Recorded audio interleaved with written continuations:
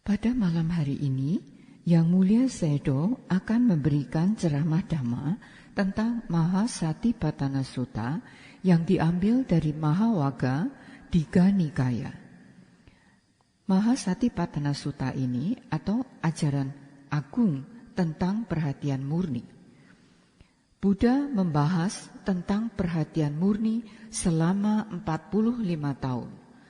Ajaran beliau bisa dikatakan hampir lengkap tercantum di dalam Mahasatipatthana Sutta. Pada suatu ketika Buddha sedang berdiam di divisi Kuru di kota Kamattadhamma. Pada saat itu Buddha memanggil kepada para biku dan Buddha mengatakan bahwa beliau akan memberikan ceramah Dhamma tentang Mahasatipatthana atau tentang perhatian murni. Pada waktu itu, para biku menyatakan bahwa adalah sangat indah untuk mendengarkan ceramah Buddha. Pada saat itulah Buddha memberikan ceramah ini.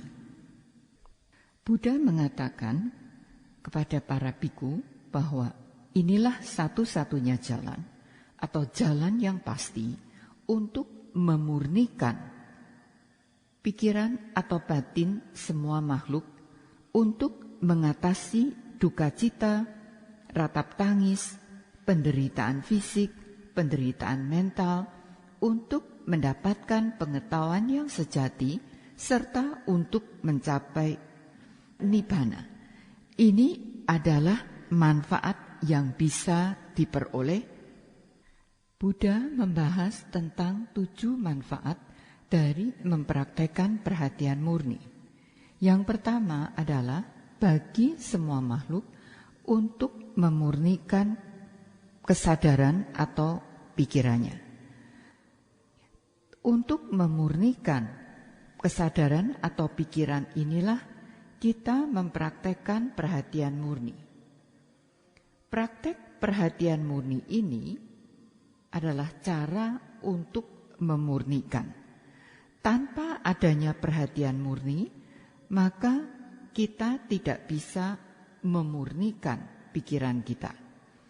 Tanpa adanya perhatian murni, maka pikiran kita tidaklah bisa terkendali.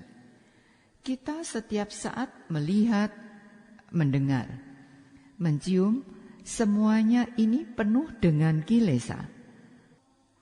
Setiap hari kita melihat loba, dosa, dan moha yang menjadikan pikiran kita menjadi tidak murni, dipenuhi dengan kilesa, dipenuhi dengan loba atau nafsu keinginan, kemudian dosa, keinginan jahat, kemarahan, lalu moha, khayalan atau ketidaktahuan. Biasanya kesadaran atau pikiran kita ini adalah jernih, murni, cemerlang. Itu pada saat kita dilahirkan. Pikiran kita jernih, cemerlang. Tetapi karena kita mempunyai mata, telinga, hidung, lidah, tubuh, dan pikiran, di mana setiap hari kita melihat, mendengar, mencium begitu banyak hal, ada yang kita sukai dan tidak sukai. Yang kita sukai, kita akan menjadi melekat padanya. Dan apabila tidak disukai, maka kita akan menolaknya. Kesadaran atau pikiran kita ini menjadi sedemikian peka, dan ia menjadi tidak sabar. Karena kita memiliki loba, dosa, dan moha inilah, maka menjadikan pikiran kita menjadi tidak murni. Sehingga kita bisa melakukan banyak kesalahan melalui jasmani ataupun ucapan. Orang ketika seseorang marah, dia bisa mengucapkan apapun yang ingin ia ucapkan. demikian pula dia bertindak semau-maunya apa yang ingin ia lakukan. Hal ini terjadi karena ia tidak memiliki kemurnian pikiran. Saat ini memang teknologi menjadi sudah sangat maju. Transportasi, kemudian komunikasi, pengobatan mengalami banyak kemajuan. Banyak kemajuan ini dicapai karena perkembangan ilmu pengetahuan dan teknologi. Kemajuan teknologi ini menjadikan pikiran kita menjadi lebih menderita. Kehidupan ini menjadi demikian penuh dengan tekanan-tekanan, penuh dengan kecemasan, penuh dengan ketegangan. Sekarang, supaya pikiran kita ini menjadi murni, maka inilah satu-satunya jalan. Oleh karena itu, di abad ke-21 ini, ajaran yang diberikan oleh Buddha menjadi demikian terkenal di seluruh dunia, terkenal untuk semua bangsa, terkenal di kalangan ilmuwan, dokter, insinyur, politisi, pria, wanita, juga semua kebangsaan. Karena tidak ada cara lain untuk memurnikan batin atau pikiran kita. Hanya dengan satipatthana, maka kita bisa memurnikan pikiran kita. Karenanya sekali lagi, banyak dokter, insinyur, politisi, para pelaku usaha, wanita, pria yang terpelajar pun semua kebangsaan. Mereka ini kemudian mempraktekannya. Mereka melihat, ketika mereka telah mempraktekkan, mereka melihat bagaimana pikiran ini menjadi murni. Kita bisa menjaga pikiran kita untuk bertahan jernih, bertahan cemerlang. Tanpa satipatthana, maka tidak ada jalan untuk memurnikan batin atau pikiran kita. Satipatthana ini adalah satu-satunya jalan. Ia adalah jalan yang pasti, yang bisa memurnikan batin atau pikiran kita. Ini adalah manfaat yang pertama dari mempraktekkan 4 landasan perhatian murni. Anda akan bisa melihatnya ketika Anda mempraktekannya. Untuk mengatasi duka cita dan ratap tangis, penderitaan fisik, serta penderitaan mental.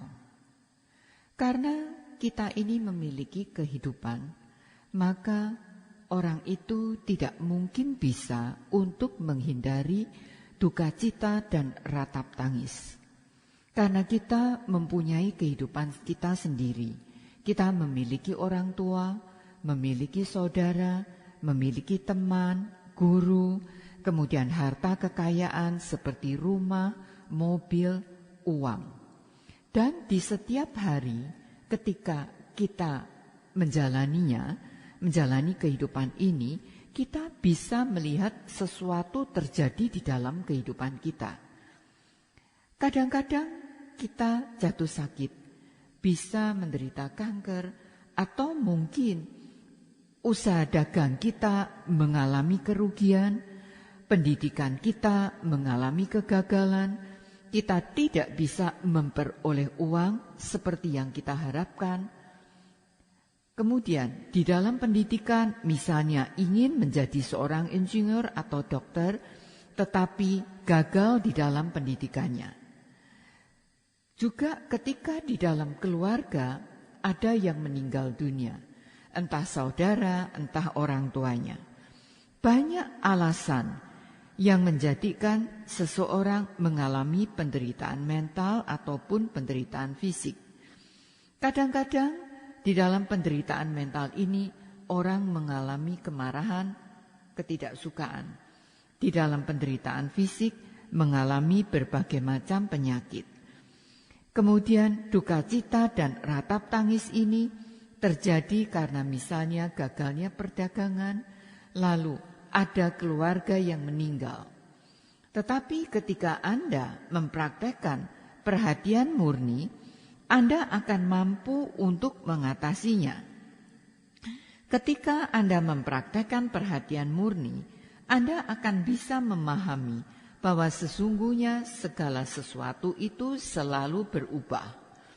Anda akan berusaha sebaik yang Anda mampu. Anda mengerti bahwa Anda tidak bisa selalu mendapatkan apa yang Anda inginkan. Karenanya, jika terjadi sesuatu dan Anda memiliki perhatian murni, maka Anda akan memahami bahwa sesungguhnya tubuh ini hanyalah merupakan perpaduan dari 4 unsur yang tidak mungkin kita kendalikan. Jika terjadi sesuatu, kita mengetahui bahwa ini karena adanya perubahan pada 4 unsur yang mengakibatkan seseorang menjadi sakit atau meninggal. Sesungguhnya nama dan rupa tubuh ini hanyalah terdiri dari perpaduan 4 unsur, yang semuanya ini bergantung pada kama dan bergantung pada perbuatan kama dan hasilnya. Jika terjadi sesuatu yang salah, Anda akan memahaminya. Ketika seseorang memahami kama dan hasilnya, maka pada saat itu ia akan mampu untuk melepaskannya. Seperti apa yang terjadi pada Patacara atau kisah Gotami. Ketika mereka belum memahami Dhamma, ketika ia kehilangan suaminya, orang tuanya, saudaranya, ia tidak bisa melepaskannya.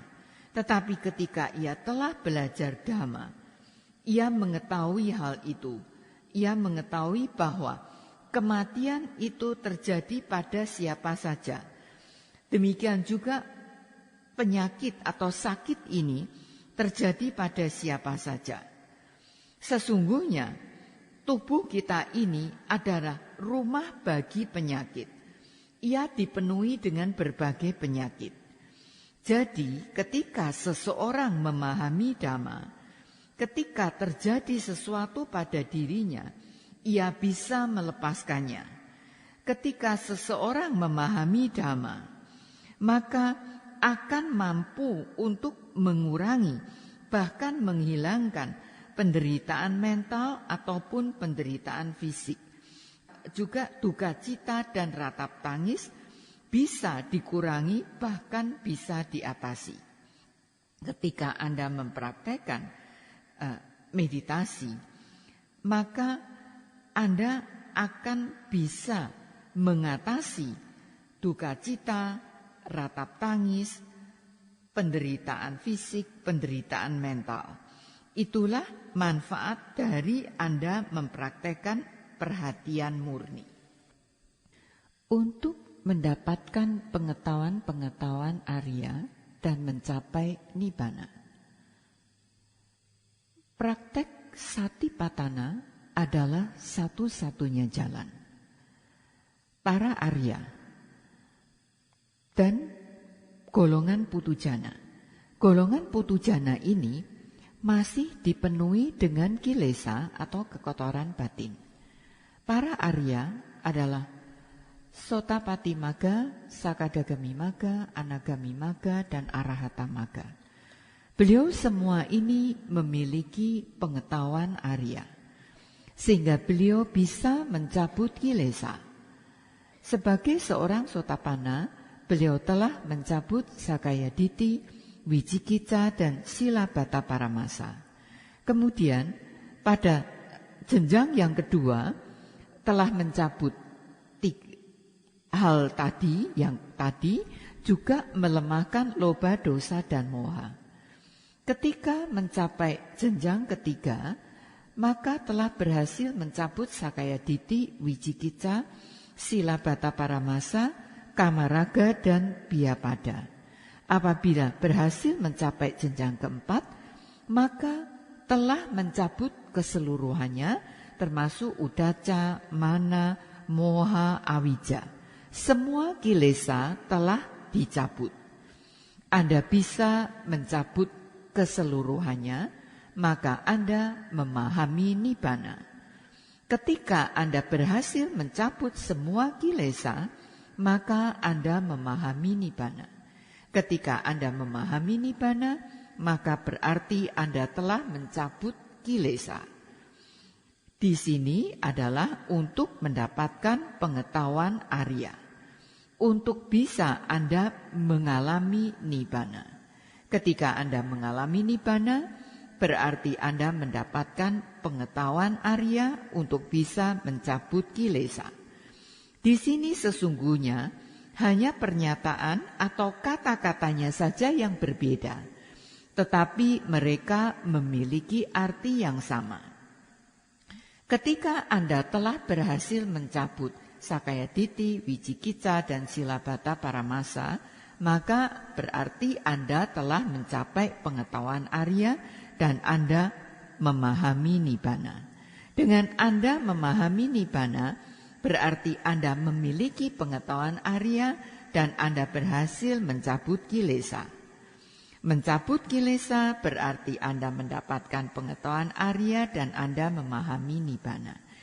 Inilah satu-satunya jalan yang harus Anda lakukan, yaitu mempraktekkan meditasi perhatian murni untuk bisa mendapatkan pengetahuan Arya dan Anda bisa memahami nibbana. Buddha telah menyatakan dengan jelas, ketika Anda mempraktekkan 4 landasan perhatian murni, Anda akan mendapatkan 7 manfaat secara pasti, secara meyakinkan. Oleh karena itu, para yogi yang mau mempraktekkan meditasi haruslah memahami ajaran Buddha dengan jelas, dengan jernih. Ketika Anda memiliki kejelasan, kejernihan, maka Anda akan memiliki keyakinan. Keyakinan terhadap diri Anda sendiri, keyakinan terhadap ajaran Buddha. Dengan memiliki keyakinan terhadap ajaran ini, maka Anda tidak akan memiliki keraguan-raguan, kebimbangan di dalam Anda mempraktekkan meditasi untuk mendapatkan pengetahuan-pengetahuan Arya. Buddha telah dengan jelas menyebutkan, dengan praktek perhatian murni, Anda bisa mendapatkan manfaat itu.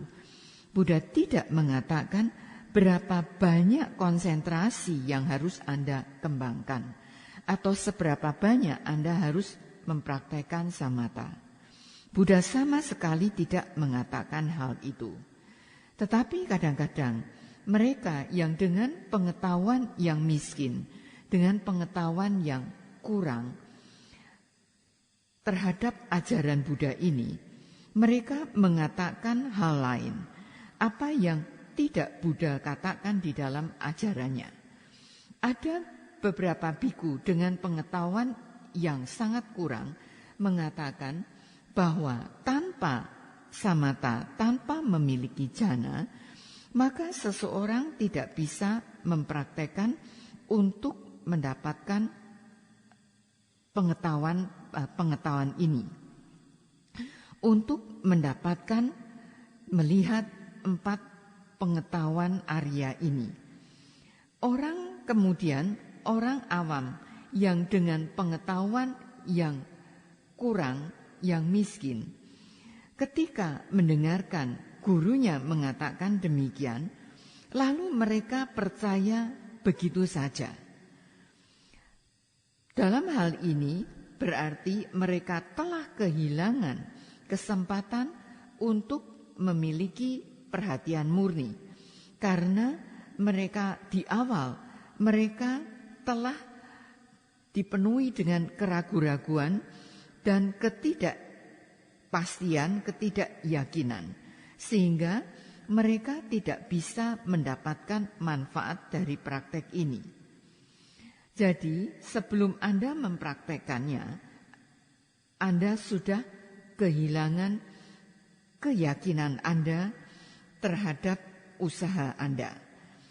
Para yogi kita, Sayadaw mengatakan, Anda harus tahu dengan jelas bahwa Buddha menyatakan dengan jelas bahwa mempraktekkan 4 meditasi perhatian murni ini pasti akan mendapatkan 7 manfaat. Ini adalah satu kepastian, karena ini adalah satu-satunya jalan. Buddha sama sekali tidak mengatakan berapa banyak konsentrasi yang harus Anda miliki terlebih dahulu. Seberapa banyak jana yang harus Anda miliki. Beliau hanya mengatakan dengan mempraktekkan 4 landasan perhatian murni, pasti Anda akan mendapatkan 7 manfaatnya. Oleh karena itu, mereka yang mempraktekkan perhatian murni ini janganlah memiliki keraguan-raguan, janganlah memiliki kebingungan. Anda harus memiliki keyakinan terhadap ajaran Buddha. Buddha telah menyatakan hal seperti itu, bahwa Anda pasti akan mendapatkan 7 manfaat dengan cara Anda mempraktekkan 4 landasan perhatian murni. Sayadaw pada hari ini telah selesai menjelaskan tentang manfaat dari mempraktekkan 7 manfaat dari mempraktekkan perhatian murni ini. Sayadaw mengakhiri ceramah beliau untuk malam ini sampai di sini. Sadu, sadu, sadu.